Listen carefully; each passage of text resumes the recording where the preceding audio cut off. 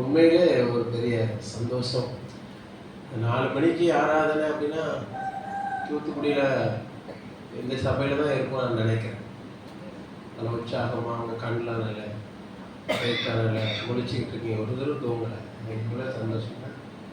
கர்த்தர் தேவ சமூகத்தை நோக்கிப்பா. ஆதாரம் நீர்தானையா, எந்த ஆதாரம் நீர்தானையா,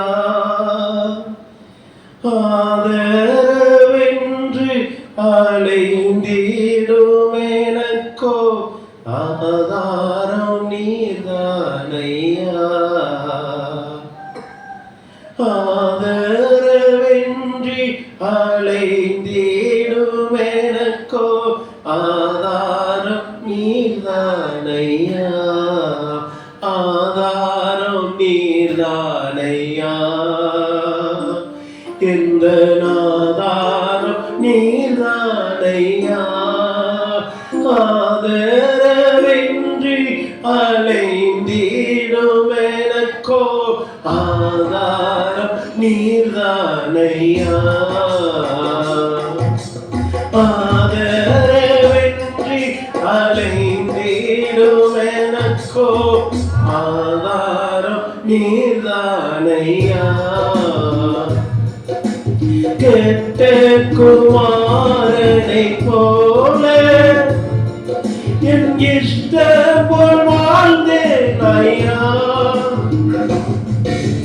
கெட்ட குமாரனை போல என் இஷ்ட போல் வாழ்ந்தேன் ஐயா, தந்தையிலும் மேலாய் அன்பு வைத்து என்னை தேடியே வந்தீரையா, தந்தையிலும் மேலாய் அன்பு வைத்து என்னை தேடியே வந்தீரையா, ஆதாரம் நீர்தானையா, எந்த ஆதாரம் நீர்தானையா, ஆதரவென்று அலைந்திடும் எனக்கோ ஆதாரம் நீர்தானையா, என் சிலுவையை சுமந்து என் நேசரை பின் செல்லுவேன், என் சிலுவையை சுமந்து என் நேசரை பின் செல்லுவேன், ஜீவனுள்ள வரை சேவையும் செய்தேன், ஜீவ கிரீடம் பெறுவேன், ஜீவனுள்ள வரை சேவையும் செய்தேன், ஜீவ கிரீடம் பெறுவேன், ஆதாரம் நீர்தானையா, எந்த ஆதாரம் நீர்தானையா, ஆதரவின்றி அலைந்திடும் எனக்கோ ஆதாரம் நீர்தானையா. இயேசு கிறிஸ்துவின் நாமத்தினால உங்க தெய்வீகமான சித்தத்துக்கு ஒப்பு கொடுக்கிறப்பா. எங்களோடு பேசுங்க.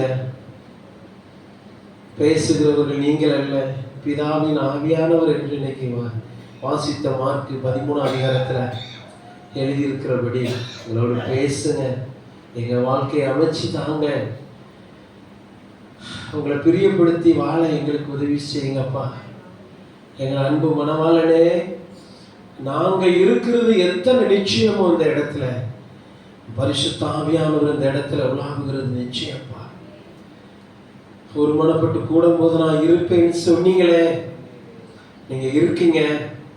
அந்த பயபக்தியோடு நாங்க இந்த இடத்துல உங்க வார்த்தையை கேட்கிறவருடைய பிள்ளைகளுக்கும் பேச வைக்கிறவருடைய ஊழியக்காரனுக்கும் நீர் பேசுகிறவரப்பா, எங்களோடு பேசுங்க. உயிர்த்தெழுந்த இயேசுவின் நாமத்தில் உங்க தெய்வீகமான சித்தத்துக்கு ஒப்பு கொடுக்கிறோம் எங்கள் ஜீவன் உள்ள நல்ல பிதாவே. ஆமென். ஹல்லேலூயா. மறுபடியும் உங்களை பார்க்கும்படி தேவன் எனக்கு இரக்கம் பாராட்டி இருக்கிறார் இடத்தில் துதிக்கிறேன். ஆமென். ஒரே ஒரு கேள்வி நான் கேட்டு செய்தி ஆரம்பிக்கிறேன். நம்ம எதற்காக தேவ ஆலயத்துக்கு வந்தோம்? யாராவது ஒருவர் சரியான பதிலா சொல்லுங்க. நம்ம தேவ ஆலயத்துக்கு வந்ததனுடைய நோக்கம் என்ன? ஆராதிக்க, நன்றி சொல்ல. வேற நல்ல வார்த்தை. இன்னும் ஒருவங்க சொல்லுங்க. நீ பாப்பா நல்ல பைபிள் வாசித்த சின்ன பொண்ணு நல்லா வாசித்த சொல்லுங்க. எதுக்காக வந்திருக்கோம்?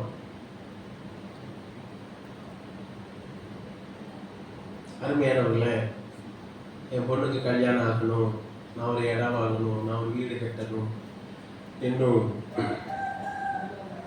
நான் நல்லா ஆகணும், இன்னும் நிறைய நிறைய நகையெல்லாம் செய்யணும்.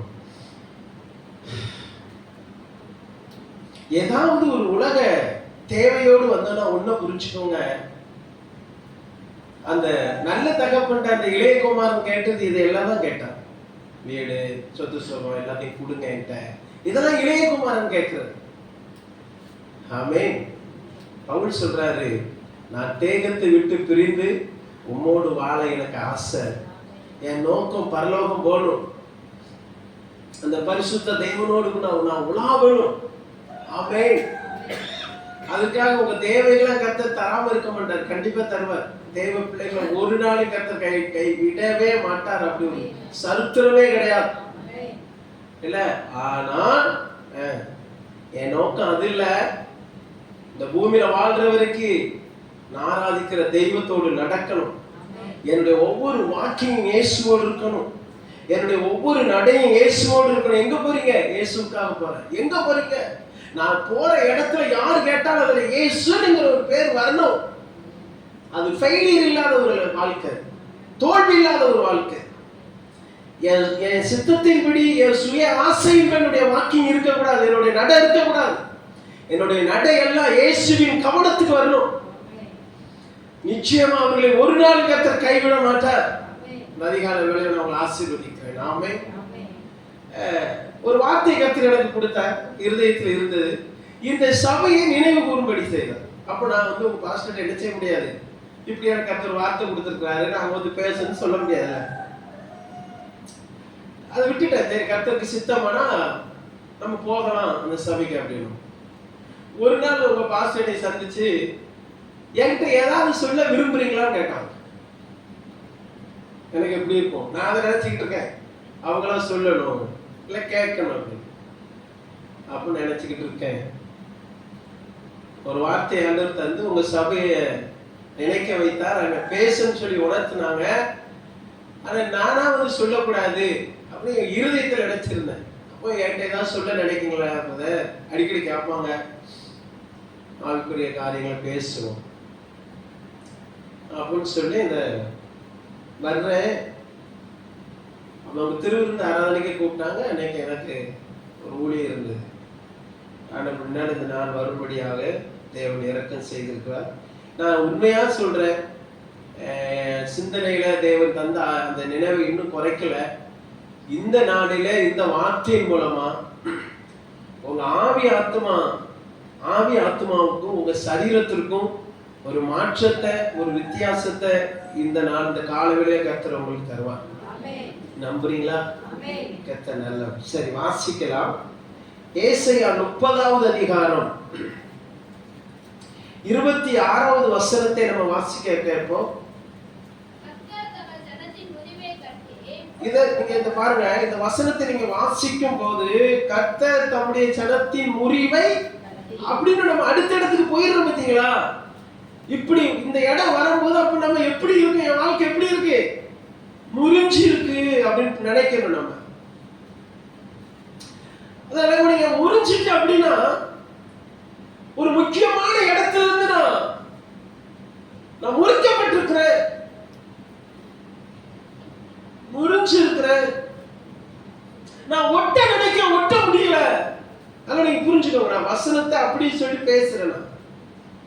எப்படி ஆவியானவர் என்னை நடத்துறாரு நான் அப்படியே பேசுறேன். என் ஜனத்தின் முறிவை கட்டி, அப்ப நான் இன்னைக்கு என்ன விசுவாசிக்கிறேன் தெரியுமா? இயேசுநாதர் இன்னைக்கு ஒரு ட்ரீட்மெண்ட் எடுக்கும்படி கையில மருந்து பெட்டியோடு சபைக்குள்ள வந்திருக்கார். நம்புறீங்களா? இந்த வார்த்தையை பேசிக்கிட்டு இருக்கும் போதே உங்க சரீரத்திலையும் ஆத்மாவிலையும் ஒரு ட்ரீட்மெண்ட் இன்னைக்கு நடக்கும், ஒரு மருத்துவம் இன்னைக்கு நடக்கும் உங்களுக்கு. அது வியாதியா இருந்தாலும் சரி, அது ஆவிக்குரிய முறிவா இருந்தாலும் சரி, இன்னைக்கு ஒரு காரியத்தை கர்த்தர் செய்வார். என் ஆண்டவர் சொன்னார், நீ விசுவாசித்தால் என் தேவனுடைய மகிமையை காண். நல்லா புரிஞ்சுக்கோங்க. ஏதோ நல்லா தூங்கிட்டு செய்தி கொடுக்க ரொம்ப அனுபவம் இருக்குன்னு வந்து நிக்கல. நான் ஒவ்வொரு செய்தி கொடுக்கும் போது என் மைண்ட்ல வரும், இதான் முதல் செய்தி. எனக்கு அவ்வளவு ஒரு பயபக்தி இருக்கும், அவ்வளவு ஒரு நடுக்கம் இருக்கும். ஏன்னா என்னைய கொண்டு வந்திருக்கிறது பரிசுத்த ஆவியானவர். அவரை கனப்படுத்தி அவருக்கு முக்கியத்துவம் கொடுக்கிறபடினாலே அவர் என் லெஃப்ட் அண்ட் ரைட்ல நிற்பார், என்னை சூழ்ந்து கொள்வார் என்கிற அந்த நம்பிக்கையில நான் உங்களுக்கு பேசுகிறேன். அவர் சொல்றார், என் ஜனத்தின் முறிவை நான் கட்டுவேன். ஒரு முறிஞ்சு போய் இருக்கிற, ஒரு ஒட்ட வைக்க முடியாத ஒரு சிச்சுவேஷன்ல இருக்கிற, நல்ல கவனிங்க, நான் ஜெபிக்கிறேன், ஒரு பிரச்சனத்தை பார்க்க முடியல, நான் ஆண்டவரை நோக்கி கூப்பிடுகிறேன், எனக்கு மறு உத்தரவு இல்ல. சபையை நல்லா புரிஞ்சுக்கோங்க, அதுக்கு தான் சபை. உங்க ஆவி ஆத்துமாவுல ஒரு தெய்வீக ஒரு அற்புதத்தை செய்வதற்கு தான் ஆவியானவர் நம்ம கூடவே இருக்கிறார். நான் சொல்ற உலக காரிய ஆசீர்வாதத்தை நம்ம கேட்காமலே தேடி தருவாங்க. ஆமாவே, கேட்காமலே தருவாங்க. பிள்ளைக்கு ஸ்கூலுக்கு சாப்பாடு கொடுக்காம அனுப்பிட்டோம், இந்த தாயுடைய இருதயம் கூட எப்படி இருக்கு தெரியுமா?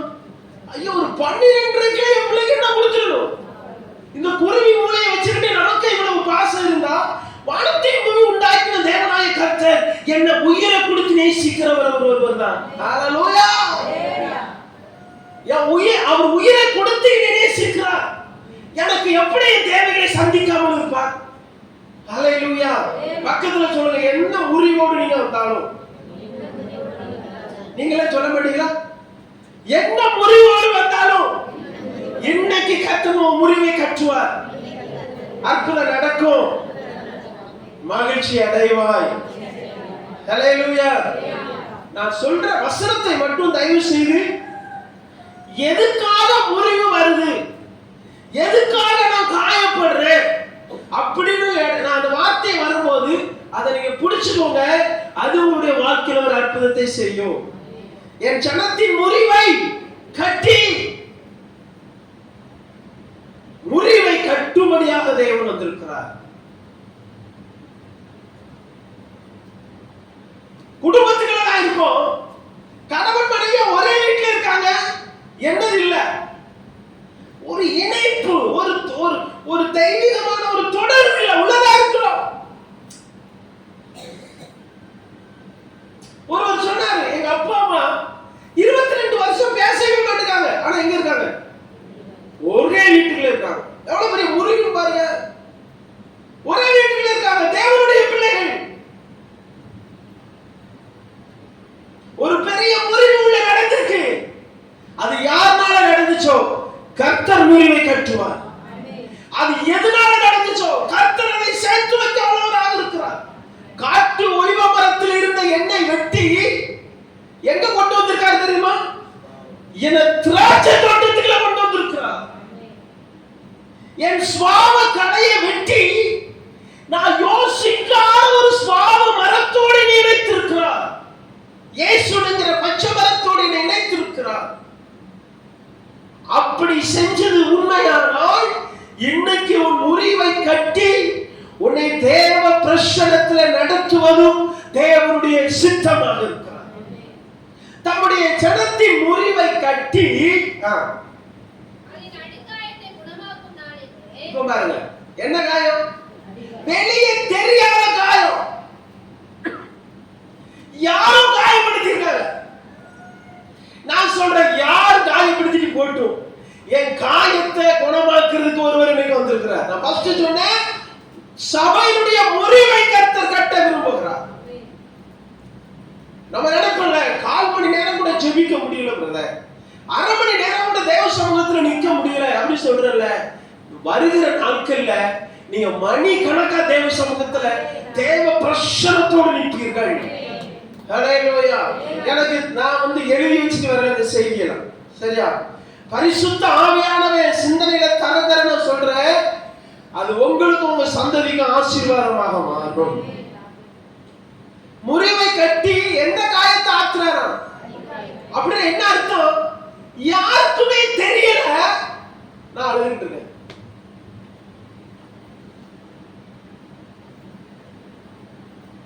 எல்லாரும் சொல்றாங்க அவளுக்கு என்ன, அவளுக்கு என்ன, நல்லா தானே இருக்காங்க. ஆனா யாருக்கும் தெரியாத அந்தரங்கத்துல அழுதுகிட்டு இருக்காது. எனக்கு வலிக்கு, அந்த காயத்தினுடைய வேகம் என்னைய தாக்குது.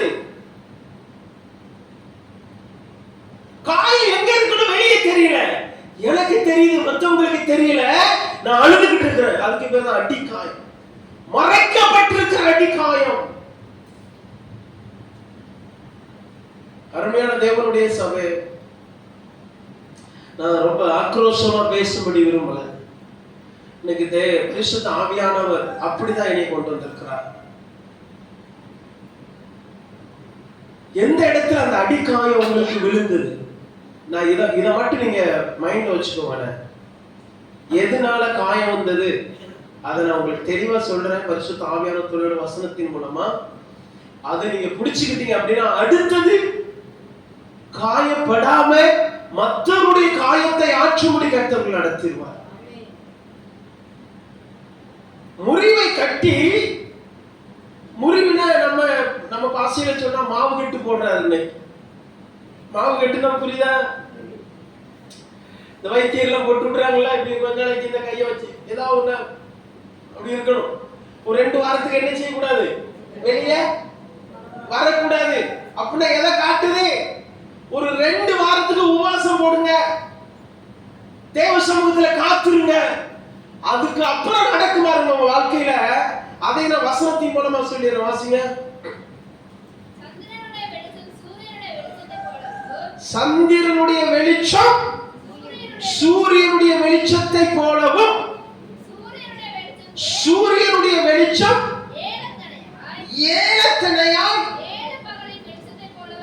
7 அதற்கு அப்புறம் அவங்களுடைய வாழ்க்கையில வருகிற வித்தியாசம் என்ன? 7 மடங்கு வெளிச்சம் எப்படி இருக்கு தெரியுமா நம்முடைய லைஃப்? அது நம்மையும் நடத்தி நம்மளை சுத்தி இருக்கிறவங்களை அந்த வெளிச்சம் நடத்திடுங்க. அது உங்களை நடத்தி, உங்க கணவன் பிள்ளைகள் மனைவியை நடத்தி, உங்க சமுதாயத்தையும் உங்களை கொண்டு நடத்திடும். அடிக்காயம் இருக்கா? நான் நம்புறேன். நான் பேசிக்கிட்டு இருக்கும் போதே, ஆவியானவர் என்னை கொண்டு பேசிக்கிட்டு இருக்கும் போதே அந்த அடிக்காயத்தை கர்த்தர் ஆற்றுவார்.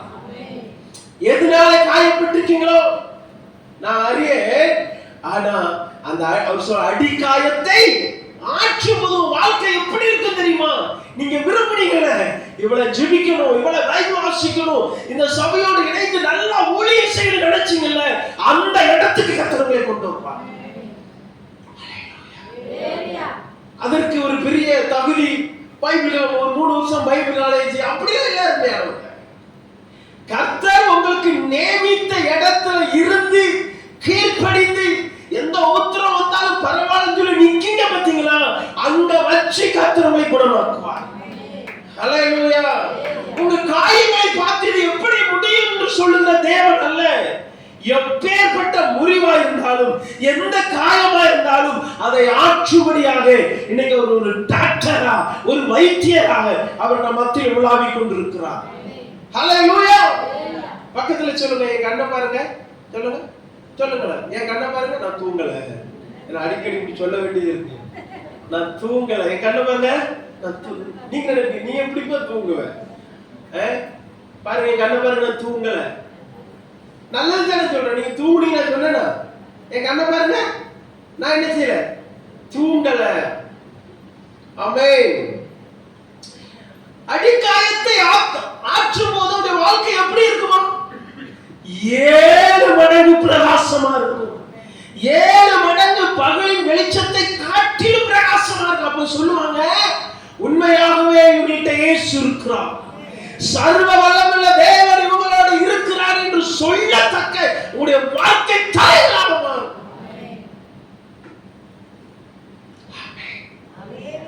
ஹalleluya. இன்னொரு வசனத்தை வாசிங்க. எரேமியா 17வது அதிகாரம் 9வது வசனம். வேகமா வாசிங்க. இருதயமே திருக்குள்ளதும். இருதயம் எப்படி இருக்கு? அளவுங்க நேரா இருந்தாலே பெரிய பிரச்சனை பண்ணுது. இப்ப இருதயம் திருப்பி அது திருப்பி வந்திருக்கா, திரும்ப வந்திருக்கிறார். எதுக்கு சபைக்கு வந்திருக்கோம்? அந்த பாஸ்டர் இருக்க விட மாட்டேங்கிறார், உயிரை வாங்குறாரு, அதனால வந்திருக்கோம். வீட்டுல இருக்க விடுறாரா, தூங்க விடுறாரா, வாங்க வாங்க வாங்க, அதனால தான். ஒரு சபைக்குள்ள ஒரு நாள் ஒரு துப்பாக்கியோட ஒரு 7 பேர் வந்துட்டாங்க. உள்ள வந்துட்டாங்க. உள்ள வந்து வச்சுட்டாங்க. ஏசு தெய்வம் இல்லைன்னு மறுதலி உன்னை உயிரோட விட்டுருவேன். உண்மையிலே ஒரு சிலர் சொல்லியிருக்காங்க, ஐயா நானா வரல, இந்த உட்கார்ந்துருக்காருல்ல இவர் உயிரை வாங்குறதுனால தான் வந்த, இந்த நான் போயிருக்கேன். ஏசு வேண்டாம், பாசு வேண்டாம் தான் பேரு. கடைசியில் சபையில மிஞ்சது யார் தெரியுமா? பாசு பாசம். வந்த 7 பேரும் கர்த்தருடைய ஊழியக்காரன். ஒரு சின்ன பரிச்சை சொல்ல முடியும். இதுக்கே சபை நிக்கலையே. அருமையான தேவனுடைய பிள்ளைகள், அப்படிப்பட்ட அந்த 7 பகலின் வெளிச்சம், அந்த சூரியனாகிய இயேசு கிறிஸ்துவின் வெளிச்சம் வாழ்க்கையில் பிரகாசிக்கும் என்றால், கர்த்தர் என்ன நோக்கத்திற்காக அழைச்சாரோ அந்த நோக்கத்தின்படி நீ உபயோகப்படுத்துவாராங்க. ஹalleluya. சும்மா கொண்டு வந்திருக்காரா? சும்மா 2 வீடு கட்டி தரதுக்கும், 2 லேண்ட் வாங்கி தரதுக்கும், பிள்ளைங்களுக்கு கல்யாணம் ஆகிறதுமா கொண்டு வந்திருக்காரு. அதான் உலகத்துல நடக்க. உங்க மேல வச்சிருக்கிற திட்டம் வேற. தயவு செய்து புரிஞ்சுக்கோங்க. நான் சபைக்கு வந்ததற்கு காரணம், இயேசு பிறந்தார், ஏழைகளுக்கு சோறு, கர்த்தர் பிறந்தார், கறி குழம்பு, ஜனவரி வந்தா இட்லி கறி குழம்பு, இதுக்காக நான் உள்ள வந்திருக்கேன். அவர் எவ்வளவு பெரிய ஒரு பரிசுத்த கடவுள் இல்லையா நம்ம இயேசு? ஆமென். யாரை செலக்ட் பண்ணியிருக்காரு பாரு. அவர் யாரை செலக்ட் பண்ணியிருக்கணும்? நம்ம நாட்டு பிரதமர், தமிழ்நாட்டு முதல்வர், அமெரிக்கா ட்ரம், இப்படி ஆட்கள் தானே பிடிக்கணும். எப்படி ஆட்கள் பிடிச்சு உட்கார பாருங்க. லெஃப்ட் எது ரைட் எதுன்னு தெரியாது. நம்மள பிடிச்சு உட்கார வச்சு நீங்க தான் மனவாட்டி பிரைஸ் கார் கரவை தட்டுவோமா? நீதான் மனவாட்டின்னு சொல்றாரு. இந்த ஆண்டவருக்கு எவ்வளவு பிரியமா வாழ முடியுங்கன்னாலும், எவ்வளவு பரிசுத்தமாய் வாழணும், எவ்வளவு பரிசுத்தமாய் வாழணும். இயேசுநாதருக்கு ஏதாவது குறை இருக்கா? ஏதாவது குறை சொல்ல முடியுமா? நம்மகிட்ட ஏதாவது குறை இல்லாம இருக்கு? இவ்வளவு குறை இருந்தோம், நீ தான் எனக்கு வேணும்னு பிடிச்சிருக்காரு. நான் எவ்வளவு பரிசுத்தமா, ஒழுக்கமா, நான் எவ்வளவு டிசிப்ளினா லைஃப் பண்ண கொண்டு போகணும். தேவ சபையை நம்மளை பிடித்திருக்கிற ஆண்டவர் அன்புல நிறைந்தவர். தான் உயிரை கொடுத்து உங்களை நீ காப்பாற்றி வச்சிருக்கிறார். இல்லாட்டி என்னைக்கு நமக்கு அடிச்ச புயலுக்கு செத்து போயிருக்கும். நமக்கு கொஞ்சமா வந்தது, கொஞ்சம் பிரச்சனை வந்துதா, அதெல்லாம் எதுக்கு தெரியுமா? நம்ம காணாம போகல. நம்ம கூட இருந்தவர் சர்வ வல்லமையுள்ள தேவன். அவருடைய அனுமதி இல்லாம என் தலையில் இருக்கிற ஒரு முடிய கூட பிசாசு அசைக்கணும். ஹalleluya. இருதயம் திருங்கி போயிருக்கு. ஒரு சிலர் ஜெபம் பண்ணியா அப்படின்னா என்னது? சில வாலிப பிள்ளைகளுக்கு ஒரு 5 மணி தான் தெரியும். எந்த 5 மணி தான் தெரியும்? ஏன்னா காலேஜுக்கு போயிட்டு வருவாங்க, இல்லை ஸ்கூலுக்கு போய் அது அந்த இன்னொரு லட்சுமணி எப்போ மம்மி இருக்கு, அது எப்போ இருக்கு? நீங்க அப்படி இருக்க மாட்டீங்க, கிடைக்க உங்களை நல்லா சபத்தில் நடத்துகிறாரு. ஒரு சில பிள்ளைகளுக்கு சாயந்தரம் 5 மணி தெரிய, காலையில் 5 மணி தெரியல. ஏன்? இருதயம் திரும்பி போயிருக்கு. திருக்குள்ளதும் கொஞ்சம் நேரம் இருந்தா அவனை கத்துக்க கொண்டு வரதுக்கு பெரும்பாடான். அடே பைபிளாசிரா, அடே ஜோம் பண்றா, முடிய பெருச்சாடி மாதிரி வெட்டாத, நல்லா வெட்டுறா, சபைக்குள்ள வரும்போது மொபைல் கொண்டு வராதாடா. ஸ்கூலுக்குள்ள போகும்போது என்ன கொண்டு போக கூடாது தெரியுமா? மொபைல் கொண்டு போக கூடாது. அந்த இடத்திற்கு அவளை கண்ட்ரோல் பண்ணுனா சர்வ வல்லமையுள்ள தேவனை ஆராதிக்கிற இடம், அவங்க சத்தத்தை கேட்கிற இடம், அவங்களோட கூட நடக்கிற இந்த இடத்துல எவ்வளவு கேர்ஃபுல்லா இருக்கணும், எவ்வளவு எச்சரிக்கையா இருக்கணும். இங்க உள்ள இருந்துகிட்டே செல்ல தடவுறது. சில பேக்குட்டிகளா இருக்கும், உள்ள இருந்துகிட்டே தடவும். உங்களை சொல்ல பேக்குட்டிகளா இருக்கும், அப்படியே தடவிட்டே இருக்கும். பிசாசம் மண்டை தடவிட்டே இருக்கும். எங்க வந்திருக்க நீ? பயபக்தி உள்ள இடம் இது. நீங்க நானும் பரலோகம் சேர்ற இடம் இது. இது வடவாட்டி சபை. ஒருவேளை இப்ப வரது வந்து அவ்வளவு பேரும் போயிடணும். ஒரு சின்ன பிள்ளை கூட கைவிட விடக்கூடாது. புரியுதா உங்களுக்கு? காயத்தோட வந்திருக்கீங்களா? நான் மறுபடியும் சொல்றேன், நீங்க காயம் ஆற்றப்பட்டு சந்தோஷமா பாருங்க. நம்ம அழுவோம் சில நேரத்துல, எல்லாரும் கேட்பாங்க நல்லா தானே இருக்கீங்க. நம்ம சொல்லுவோம் தெரியுமா, எனக்கு தான் தெரியும் அந்த வழி, எனக்கு தான் தெரியும். உங்களுக்கு தெரிஞ்ச ரகசியமான அந்த வழியை மாற்றுவதற்கு தான் ரகசியமா இருந்த பரலோகத்திலிருந்து வெளியரங்கமா இயேசு இறங்கி வந்திருக்கார். என்ன பாசம் உள்ள தகப்பன். ஹல்லேலூயா. நான் ஒரு நாள் அப்படியே தியானிச்சுக்கிட்டே இருந்தேன். எங்களுக்கும் கர்த்தர் பாட்டுலாம் கொடுக்காரு. ஒரு பாட்டு வந்தது, பாடுறேன். எனக்கு அது பாட்டு கொஞ்சம் சகிச்சு கேளுங்க. இன்னைக்கு மருமகளை வந்து பாட்டு பாடினாங்க, ரொம்ப நல்லா இருந்தது. நாளைக்கு தான் ஒரிஜினலாக பாடுறாங்க. கேசட் சீக்கிரம் வரும், பாட்டு வழியே வரும். யோனா கீழ்ப்படியாம போனான். யோனா கீழ்ப்படியாம போனான். அதை தியானிக்கும் போது வந்தது, யோனா யோனா கீழ்ப்படிய மறந்து போனானே. தூங்கிறாதீங்க. யோனா யோனா கீழ்ப்படிய மறந்து போனானே. நினைவுக்கு போக சொன்னா யோனா தர்சுசுக்கு கப்பல் ஏறினா. நினைவுக்கு போக சொன்னா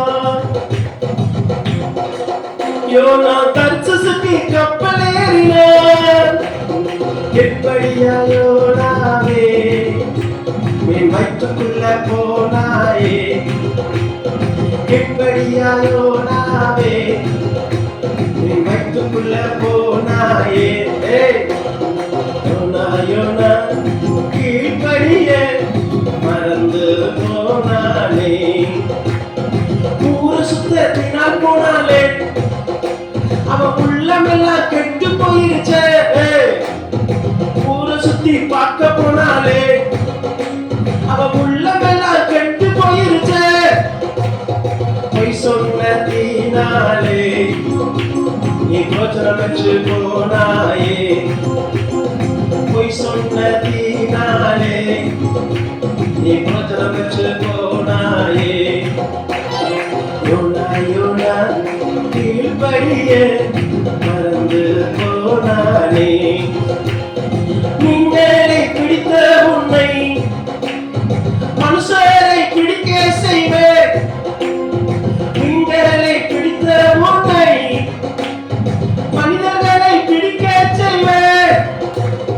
நீங்களே பிடித்த உன்னை மனுஷரை பிடிக்க செய்வேன். வேறொரு பிரசங்கத்தால் பெருங்கூட்டம் பெருகினீரே. ஓ வேறொரு பிரசங்கத்தால் ஒரு பெருங்கூட்டம் பெருகினரே. யோனா கீழ்ப்படிய மறந்து போனானே.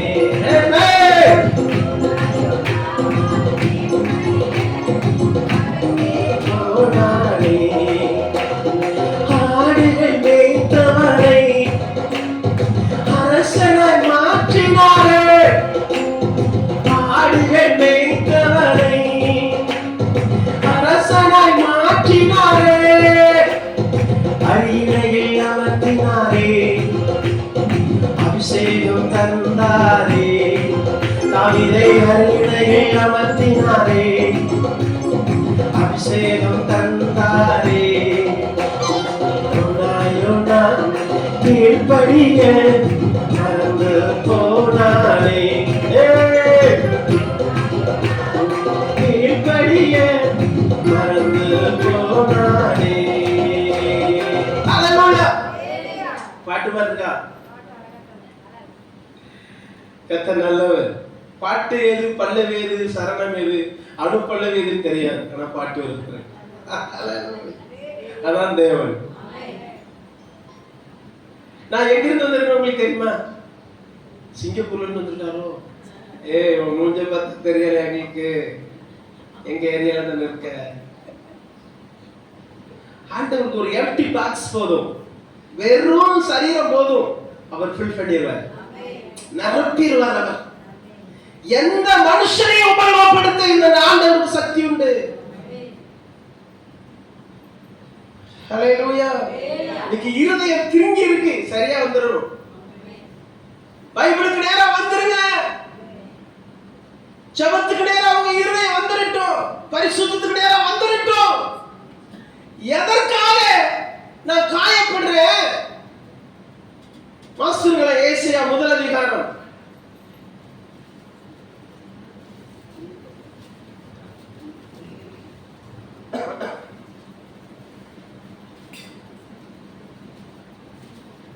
நாலாவாசி.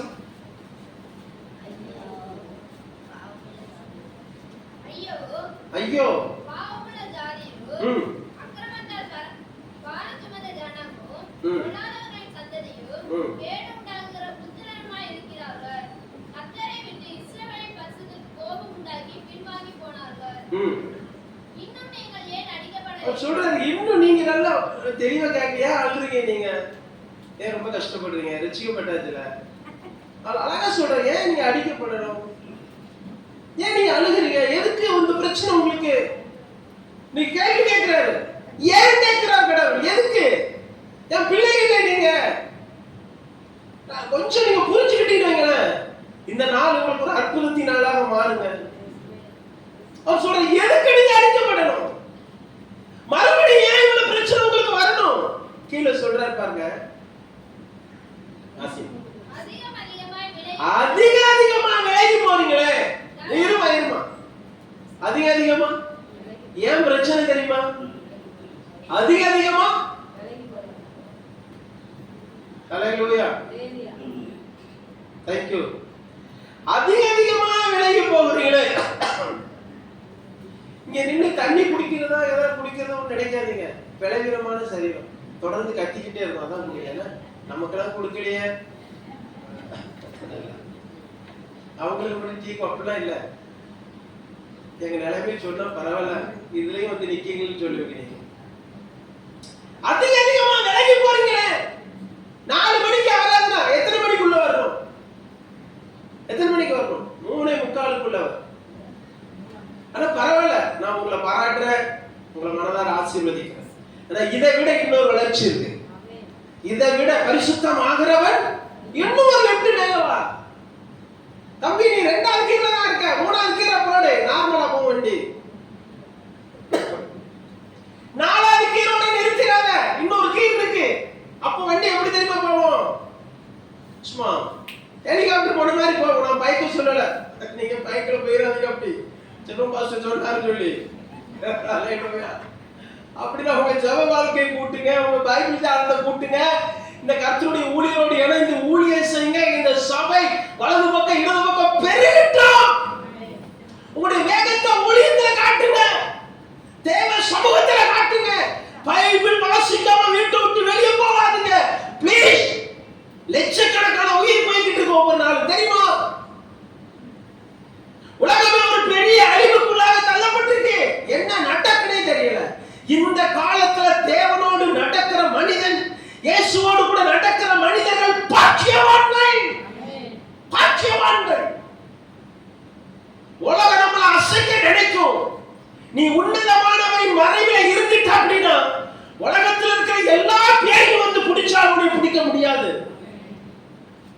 ஹalleluya.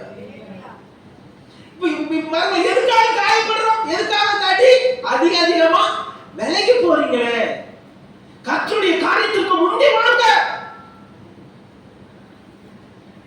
மொபைல் பார்க்கிறதுக்குலாம் நேரம் இருக்கு.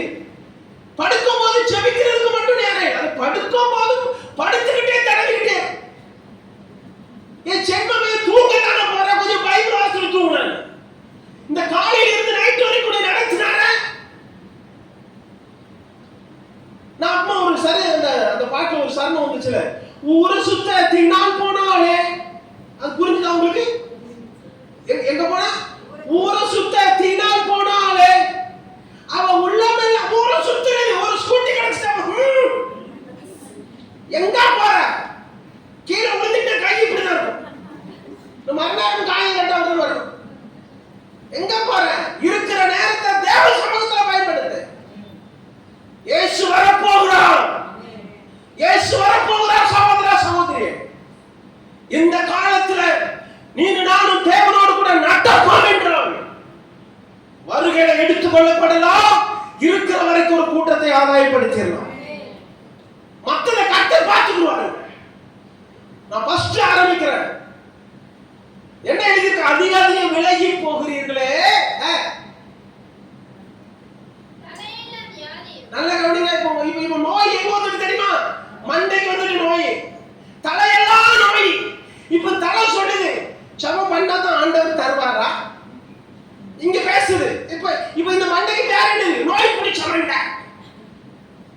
5 மணிக்கு செபிக்காத மண்டையெல்லாம் நோய் பிடிச்ச மண்டை. அல்லேலூயா, நல்லா இருக்குல்ல? 5 மணிக்கு முடிக்காத கண்ணி கொள்ளை மண்டை கண்ணு. என் கண்ணு ஒழுங்கா முடி இன்னொன்னு தோண்டிடுவேன். நீ செல்லையா பார்த்துட்டு இருக்க? மூஞ்ச பாரு, மூஞ்ச அப்படி கேட்கல. நல்ல பிள்ளைகள், தங்கங்கள் 220 கேரட் தங்கம். அப்படி இல்லையோ? 24 தான் இருக்கும். நம்ம 200 சேர்த்துக்க வேண்டியதான். தலையெல்லாம் நோய். இப்ப தலையில வந்து ரிபீட் என்ன? ஆண்டவர் கேட்கிறதுக்கு பதில் என்ன? வாய்ப்பு கிடைக்கும் போது ஜெபிப்போம், வாய்ப்பு கிடைக்கும் போது சாப்பிடுவோம் சொல்லுதாது, நேரம் கிடைக்கும் போது சோறுக்கும். அதுக்கு மட்டும் ஓடி ஓடி போடுங்க போடுங்க போடுங்க. மூட மூடையா காலி ஆகுங்க. 20 நாளைக்கு ஒரு அரசு கூட காலி. பைபிளை எத்தனை நேரம் முடிச்சிருக்கீங்க? தேவ சமூகத்துல முழங்கால் படிக்கிறீங்களா? உங்க நன்மைக்கு தான் சொல்றேன். உங்க நன்மைக்கு தான் சொல்றேன். உங்க சந்ததிகள் இந்த பூமியில சுகித்து வாழணும். அதுக்கு தான் ஆண்டவர் பேசுறாரு. நீங்க காட்டுகிற அந்த தெய்வீக வழிதான் உங்க சந்ததிகளுக்கு அது ஒரு பெரிய மகிமையா மாறும். நீங்க அந்த பூமியில உழைச்சீங்க சொத்து, அதுல அந்த சொத்து உங்க பிள்ளைகளை வாழ வைக்காது.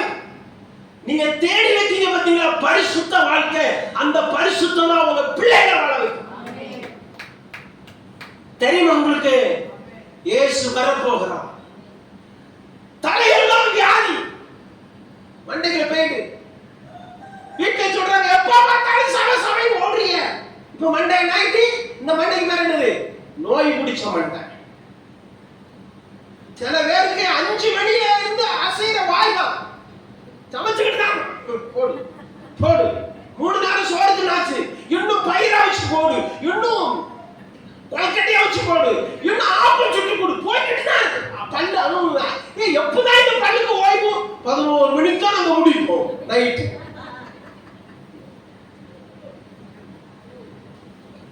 ஆத்துமா கெட்டு போகுது. தலையெல்லாம் நோய். இப்ப இருதயம் என்னமாயிட்டு? பலட்சியம் விட்டு போயிட்டு. நான் பார்க்காத சபையா, நான் பார்க்காத ஊழியங்களா? நான் மொபைல்ல எத்தனை ஊழியக்காரங்களை பார்த்தேன். இருதயம் பலட்சியம் என்ன? இனி ஒரு ஆவிக்குரிய வாழ்க்கை. கீழே வாசிங்க. இப்ப என்ன வியாதி வந்துட்டு? ஏதாவது ஒரு வியாதி தானே இருக்கணும். தெரியுமா? டாக்டர் போனா மண்டை இடிக்கு சொன்னா மண்டை இடிக்கு மாத்திரை கொடுப்பேன். சார் மண்டை இடிக்கு, சரிம்மா. சார் வயிற்றாலிக்கு, சார் சுகர் இருக்கு. அந்த டாக்டர் நினைச்சுதான் தெரியுமா? இந்த ஆஸ்பத்திரி நீனே பார்த்துக்கிட்ட போற விழிப்பு.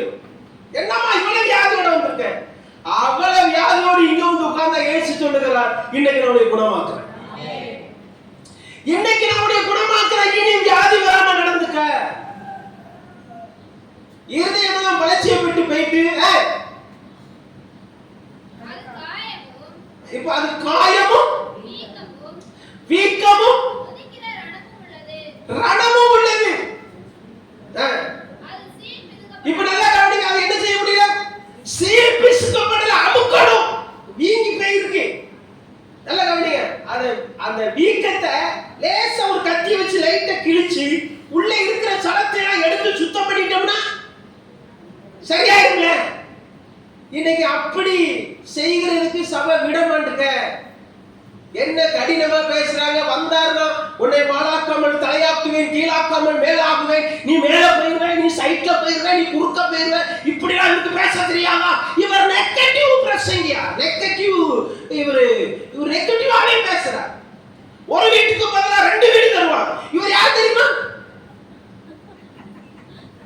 இவரை தொடர்ந்து கூப்பிடுங்க. உங்களை ஆசீர்வதிக்க எனக்கு ஆசை, இயேசு ராஜாவுக்கு ஆசை. ஆசீர்வாதம் தந்த உடனே ஆண்டவர் விட்டு விலகி போயிடுறியே. இப்ப நசுக்கி எடுத்துடணும். இந்த காயத்தை கர்த்தர் குணமாக்குவார். ஹல்லேலூயா. அருமையான தேவனுடைய பிள்ளைகளை இன்னொரு வசனத்தை வாசித்துங்க பாருங்க. எரேமியா 8வது அதிகாரம் 21 22 வேகமா.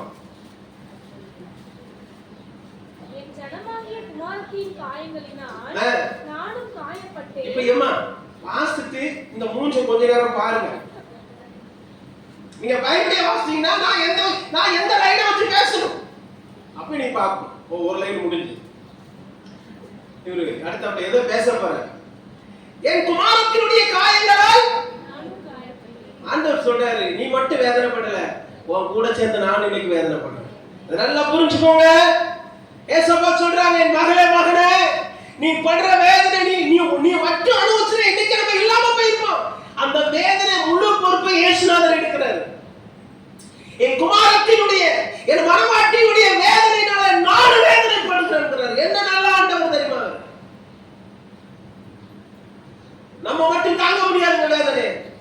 மனைவி புருஷன்கிட்ட சொல்லுவா, அதான் பிரச்சனை ரொம்ப இருக்கு, எவ்வளவு இருந்தாலும் எனக்கு என்ன சோறு போடு, குழம்பு ஊத்து. கணவன் மனைவிக்கு அந்த மாதிரி ஒரு தெய்வீக ஒரு நெருக்கமோ ஒரு ஆவிக்குரிய ஒரு பாசத்தை பார்க்க முடியல. நானும் வேதனைப்படுகிறேன், கருவிருக்கிறேன், திகைப்பு என்னை பிடித்திருக்கு. நம்ம நினைக்க நம்மள தானே பிடிச்சிருக்கு. ஆண்டவரே சொல்றார், என் சபை இன்னைக்கு இப்படி இருக்க, இப்படி இருக்க. நான் சொல்றேன், மறுபடியும் சொல்றேன், நான் வேற ஏதோ தேவையோடு சபைக்குள்ள வந்தா நான் ஏமாந்து போயிருவேன். நான் உண்மையா சொல்றேன். நான் இப்படி உள்ள போனேன், இப்படி எனக்கு கிடைக்கணும், உள்ள போனேன், எனக்கு கிடைக்கல, வெளியே போயிருவான். எந்த தேவனுடைய பிள்ளை எனக்கு ஏசப்பா வேணும்னு உள்ள வாராங்களோ அவங்க கடைசி வரைக்கும் இருப்பாங்க, தெய்வ ஆசீர்வாதத்தையும் பெறுவாங்க.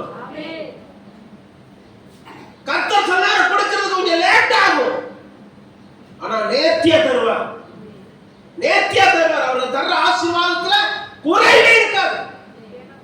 ஹல்லேலூயா. எனக்கு அருமையான தேவனுடைய பிள்ளைகள், அடுத்த வருஷம் வாசிங்க.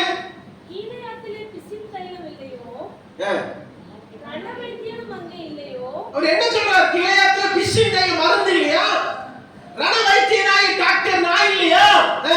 பின்ன ஏன் என் ஜனமாகிய குமாரத்தி சொஸ்தமாக என் மனவாட்டிக்கு இன்னும் சுகமே ஆகல இருக்கு.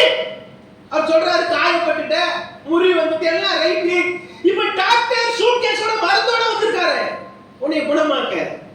என்ன அருமையான தேவன் பாருங்க. நான் மருந்தோட வந்திருக்கேன் இன்னைக்கு. அது என்ன நான் சொல்றேன், உங்க சரீரம் என்ன வியாதியா இருந்தாலும் கர்த்தர் குணமாக்குவார். வெளியே சொல்ல முடியல பிரதர், அந்த வியாதியா இருந்தாலும் கர்த்தர் உன்னை குணமாக்குவார். என்ன குணமாக்குறது யார் தெரியுமா? என் உடல் உறுப்புகளை உண்டாக்கின கர்த்தர்.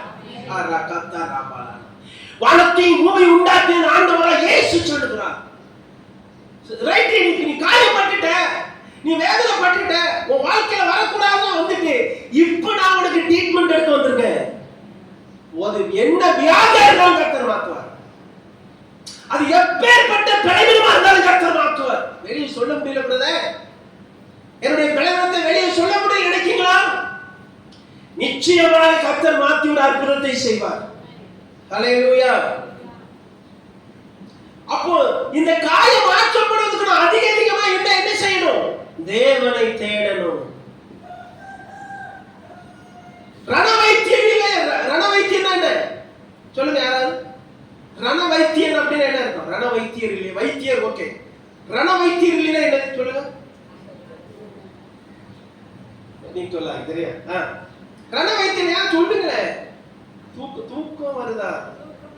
வரல. இந்த சத்தத்துக்கு தூக்கம் வந்துச்சுன்னா நீங்க ஆயவே இல்லை. ரணவைத்தியம் என்னது? Operation doctor. ஆபரேஷன் டாக்டர் தனியா இருக்காங்க தெரியுமா நம்ம சமுதாயத்துல? ஒரு ஆபரேஷன் பண்ற டாக்டர் ரணவைத்தியர். பிசிக்கு எடுத்து கொஞ்சம் வலிக்கும், பொறுத்துக்கோ முடிஞ்சது இனி நல்லா இருப்ப, இனி இந்த வலியே உனக்கு வராது. பக்கத்துல சொல்லுங்க, அடிக்காய வலிக்கா? கேளுங்க, உண்மையா கேளுங்க. நான் சொல்றது உண்மையிலே சொல்றேன், தீர்க்க தரிசனமா சொல்றேன். உன்னுடைய அடிக்காயத்தை கர்த்தர் மாற்றுவார். யாருக்கிட்ட இருக்கீங்க? யார்கிட்டயும் சொல்ல முடியல நினைக்கல. அந்த காயத்தை கர்த்தர் இன்னைக்கு பரிசுத்த ரத்தத்தினால நீ குணமாக்குவார். யார்கிட்டயும் சொல்ல முடியல. பாத்தீங்களா? நான் சும்மா கதறல, சும்மா சவுண்ட் கொடுக்கல, பரிசுத்த ஆவியானவருடைய பலத்துல பேசுறேன். ரணவைத்தியம் அப்படின்னா என்ன தெரியுமா? உன்னை கட்டாயமாகவே நிச்சயமாகவே உன்னை சுகமாக்குறாண்டவர். அது பிரஷரா இருக்கலாம், சுகரா இருக்கலாம், அது சரீரத்துல எந்த பலவீனமா இருக்கலாம். இதை தாண்டி ஆத்மாவில பலவீனம் இருக்கு பாத்தீங்களா? அதையும் கர்த்தர் குணமாக்குவார். ஹல்லேலூயா. நீ காயப்படுத்திட்டாங்க. இப்ப நானே இந்த காயத்தை வர வச்சிருக்கேன். அடுத்தது வேகமா நேரம் இல்ல. லூக்கா 10வது அதிகாரத்தை பாருங்க. 10:30 வாசிங்க, முடிச்சிடுறேன். இயேசு பிரதியுத்தரமாக ஒரு மனுஷன் எருசலேமிலிருந்து எரிகோவுக்கு போகையில் கள்ளர் கையில் அகப்பட்டான். கள்ளர் கையில் அகப்பட்டான். அவர்கள் அவன் வஸ்திரங்களை உரித்து கொண்டு அவனை காயப்படுத்தி. இப்ப பாருங்க, இந்த மனுஷன் எங்க இருந்து எங்க போனான் தெரியுமா? எருசலேமில் இருந்து எரிகோவுக்கு போனான். உனக்கு தேவையா இது? நீ எங்க உட்கார்ந்து இருக்க? எருசலேம்ல. அதாவது ஒரு மலையில இருக்கிற எருசலேம் உயர்ந்த இடம். நீ ஒரு மலையில இருக்க மகனே, நீ அங்க இருந்து எங்க வர? பள்ளத்தாக்குக்கு வர, எரிகோவுக்கு. அங்க கல்ல இருக்கான்னு தெரியும். அது கச்சேரி பாக்குற இடம். அந்த எரிகோவுக்கு சொல்றேன், அது சினிமா பாக்குற இடம், மொபைல்ல அசுத்தமானதை பாக்குற இடம். அதான் எரிகோ. அங்க வரும்போது நீ காயப்படுற. நீ பரிசுத்த ஸ்தலத்தில் இருக்கிறியே, நீ தேவனுடைய பார்வையில் இருக்கிற சபையே, நீ அங்கிருந்து இறங்கி வராத. உன்னை தூக்கி வச்சிருக்கிற ஒரு ஆண்டவர், நீ தூக்கி வச்சிருக்காரு. தயவு செய்து சொல்றேன், காயப்படுறதுக்கு காரணம் சில நேரத்தில் நானா மாறிடுறேன். மத்தவங்களால காயம் வருது பாத்தீங்களா? அதை கர்த்தர் ஆற்றுறார், அதை கர்த்தர் குணமாக்குறார். சில நேரத்தில் நானே காயப்படுத்திக்கிறேன். எருசலேமிலிருந்து எங்க வந்துடுறேன்? என்ன இந்த பொண்ணு சபைக்கு போனாலே, இந்த பையன் சபைக்கு போனாலே, சினிமா தியேட்டர்ல இருக்கானே, எவ்வளவு பெரிய சாட்சி. சபைக்கு போற பிள்ளைகள் ரோட்ல இருந்து சண்டை போடுறாங்களே, எவ்வளவு பெரிய சாட்சி. ஒரு சகோதரன் என்ன சொல்றான், அவன் என்னைக்கு சபைக்கு போனாலும் என்னை திட்டிக்கிட்டே இருக்கானே. திட்ட மாட்டாங்க உங்களை. நீங்க வாங்க, எப்ப பார்த்தாலும் திட்டுறான். சபைக்கு போனதுக்கு அப்புறம் எதுக்கு திட்டுறான்? நீர் உதவவே மாட்டி, நீர் சபைக்கு வரவே மாட்டி, நீர் நிறையா போவீ. புருஷனை பார்த்து பாதவத்தி அப்படி சொல்லிடாம உதவாதவங்களை தான் கர்த்தர் கரங்களை எடுக்க போகிறான். கஞ்சா குடிச்சுக்கிட்டும், சினிமா தியேட்டர்ல சண்டை போட்டுக்கிட்டும், ஒயின் ஷாப்ல சண்டை போட்டு அலைஞ்சவங்க இன்னைக்கு நிறைய ஊழியத்தை கர்த்தருக்காக செஞ்சுக்கிட்டு இருக்காங்க. கர்த்தர் அவங்களை மாற்ற முடியும். அதற்கு மனைவி துணையா இருங்க, அதற்கு கணவன் துணையா இருங்க, அதுக்கு பிள்ளைகள் சப்போர்ட் பண்ணுங்க. அந்த சபத்துக்கு ஹல்லேலூயா. எருசலேமில் இருந்து நான் மறுபடியும் சொல்றேன், நான் எங்க போனாலும் இந்த மொபைலை கொஞ்சம் அழுத்துவேன். மொபைல் உங்களை டிஸ்டர்ப் கண்டிப்பா பண்ணும். நீங்க நினைப்பீங்க குற்றாலத்துல எடுத்த படத்தை பார்த்துக்கிட்டு இருக்கோம், கொடைக்கானல் எடுத்த போட்டோ பார்த்துக்கிட்டு நினைப்பீங்க. திடீர்னு ஒரு பேக்குட்டி வந்து நிற்கும். அதோட உங்க மைண்ட் டிஸ்டர்ப் ஆகத்தான் செய்ய. திருப்பி ஜபமும் ஓடாது, வேத தியானமும் ஓடாது. பிசாசு சொல்லுவா, இதையெல்லாம் பார்த்துட்டு நீ ஜெபிக்கலாமோ, விட்டே ஜபத்தை. பிசாசு சொல்லுவான், ஒண்ணு என்னைய பாருங்க, ஏசுநாதரை பாரு, எங்க ரெண்டு பேரும் நீ பார்க்க முடியாது. பிசாசுக்கு இந்த அறிவு ஒண்ணு பாவத்தை செஞ்சுட்டு போன இடத்துக்கு ஏசுநாதரை பார்க்க போறியா, அவரையே பார்த்துட்டு பரலோகத்துக்கு போ. அருமையான கர்த்தருடைய பிள்ளைங்க, எருசலேமில் இருந்து எரிகோ போனா என்ன நடந்துச்சு? கல்லர்னா யாரு? கல்லர்னா 4 பேர் கருப்பு ட்ரெஸ் போட்டு வந்து பிடிப்பானா? உன் கையில இருக்கிற மொபைலை எப்படி பிடிச்சிருந்தே? வீட்டுல இந்த டிவி வச்சிருக்காங்க பாருங்க, அரவாசி செவுத்து அடைச்சு. அட பாவிகளா, இது எவ்வளவு?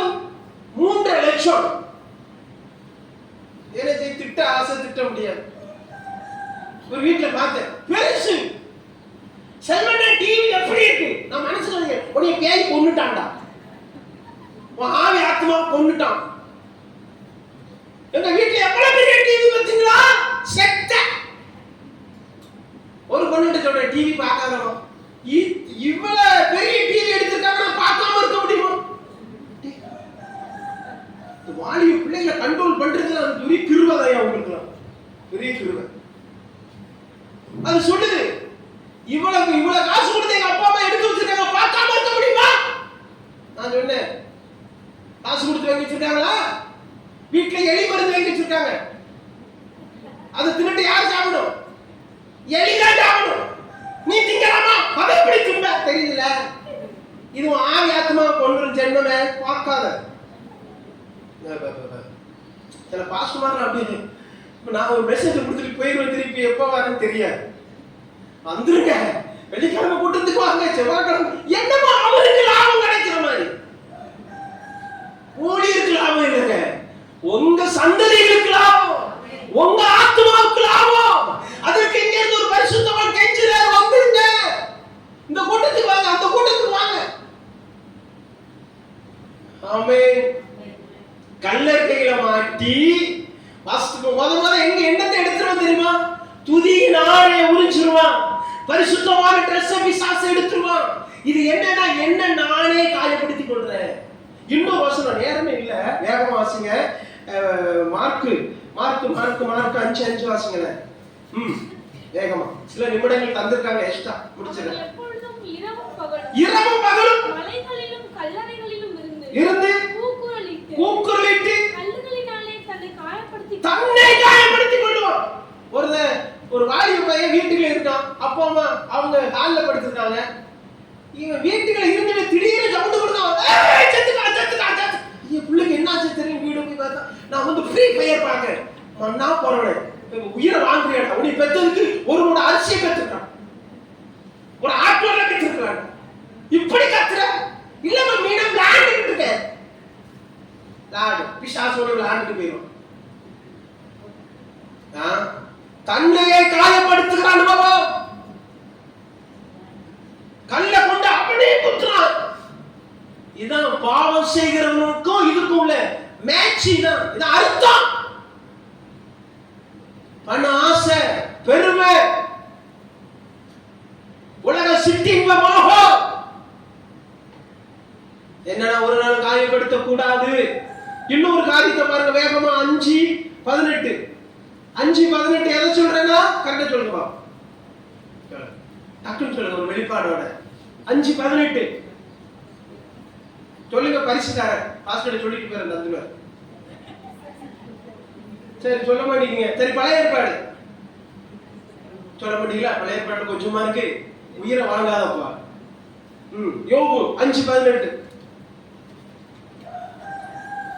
2வது ஆராதனைக்கு அப்படி இருந்துருங்க, யாரு பேராதே பார்த்துக்கோங்க. அவர் காயப்படுத்தி, நல்லா கவனிங்க, சில நேரத்துல தேவனை காயப்படுத்துவாங்க.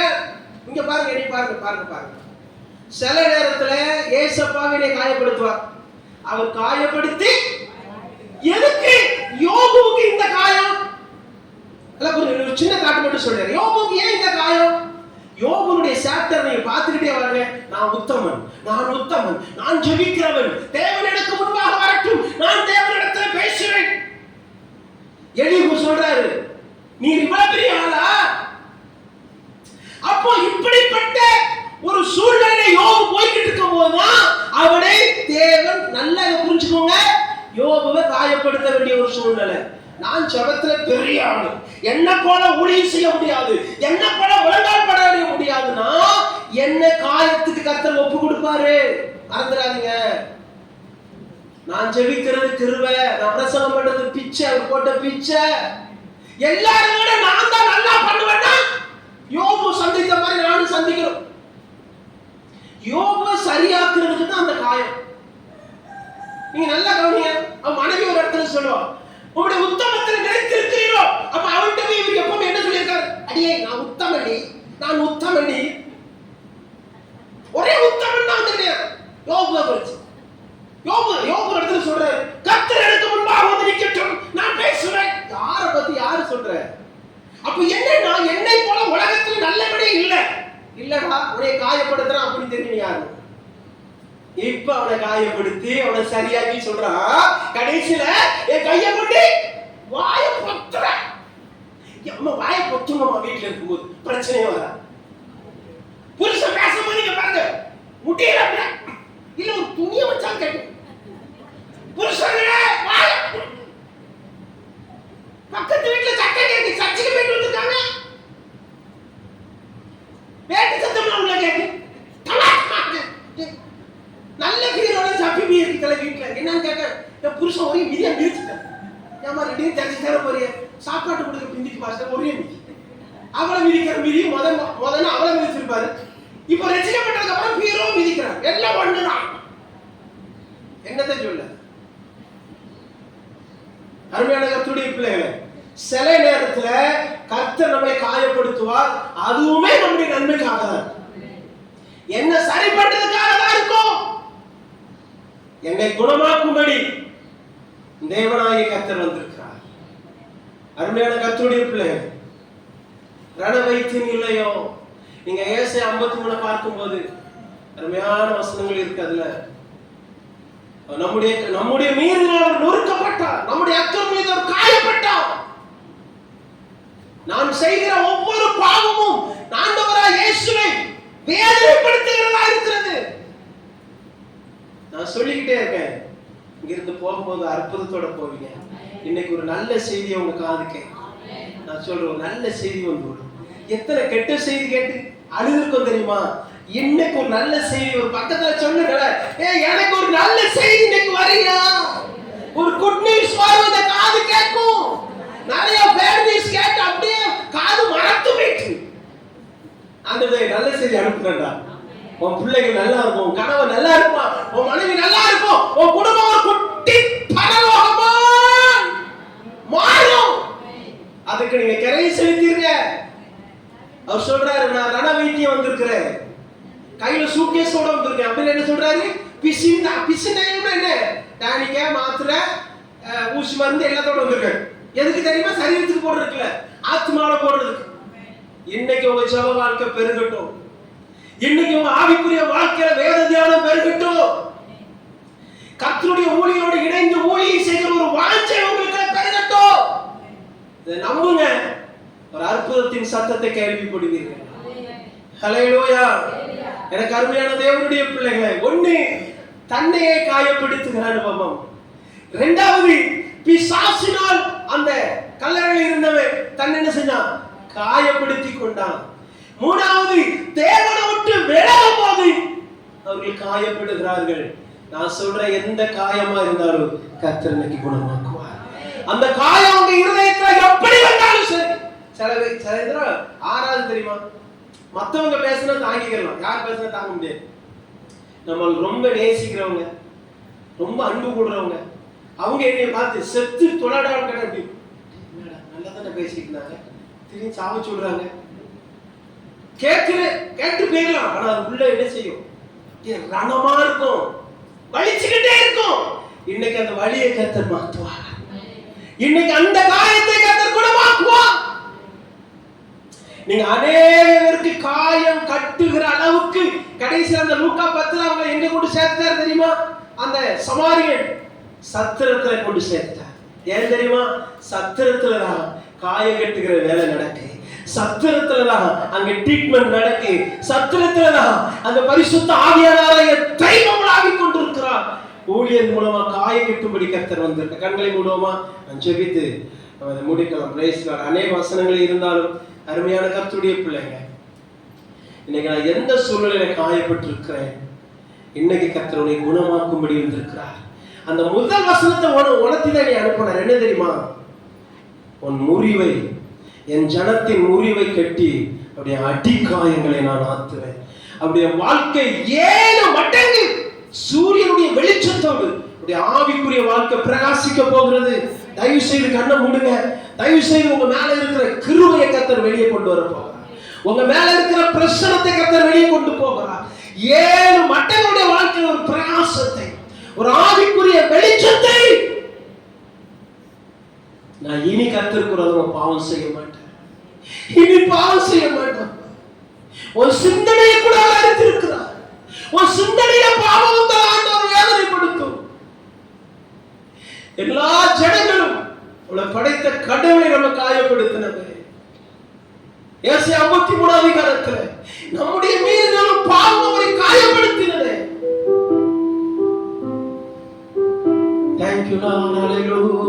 எல்லா கண்களை மூடி ஒரு நிமிஷம் என் காயங்களை ஆத்த நீ ஒப்பு கொடுக்கிறேன், என் முறிவை குணமாக்கி நீ ஒப்பு கொடுக்கிறாய் இந்த நாட்களில். Thank you Lord. கண்ணை திறக்காதீங்க தயவு செய்து. ஒரு சில நிமிஷம் தான் சொல்லியிருக்கேன். தேவனை நோக்கி பாருங்க. ஆண்டவரே, என் வாழ்க்கையில் அடிக்காயம் உண்டப்பா, என்னுடைய வாழ்க்கையில் ஆண்டவரே வேதனைகள் உண்டு. நீங்க அனுமதிச்சிட்டீங்க, அது எனக்கு ஆசீர்வாதமா இருக்கும். என் மூலமா அந்த காயம் வந்துடக்கூடாது ஆண்டவரே. எல்லாரும் ஸ்தோத்திரம் பண்ணுவோம். கண்களை மூடி வாயை திறந்து எல்லா வாயில திறந்து ஸ்தோத்திரம் பண்ணுவோம். எல்லாம் துதிங்க. ஆண்டவரே, என்னை குணமாக்குங்க ஆண்டவரே. இந்த பலவீனத்திலிருந்து இன்னைக்கு நீங்க ஒரு டாக்டரா வந்திருக்கீங்க.